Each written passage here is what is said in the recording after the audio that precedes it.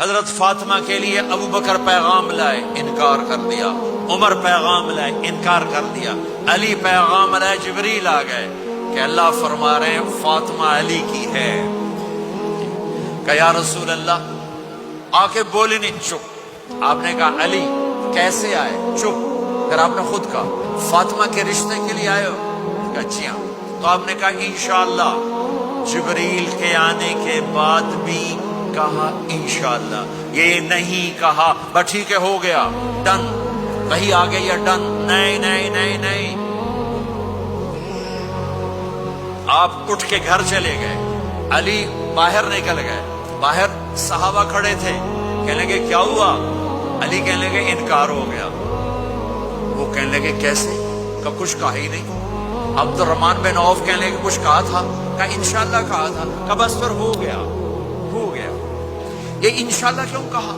ہاں کیوں نہیں کی؟ آپ گھر گئے، کس کو بلا رہے؟ فاطمہ۔ کون؟ جنت کی عورتوں کی سردار، حسن حسین کی ماں۔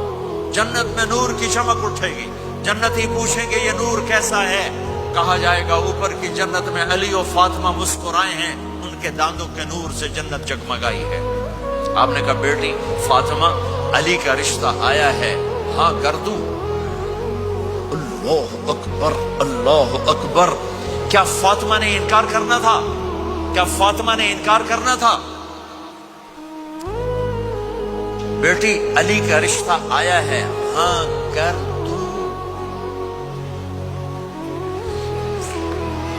بیٹی فاطمہ ہو، رشتہ علی کا آیا ہو، اوپر سے جبریل آ چکا ہو، باپ محمد مصطفیٰ صلی اللہ علیہ وسلم ہو، اور پھر وہ جا کے پوچھیں ہاں کر دوں؟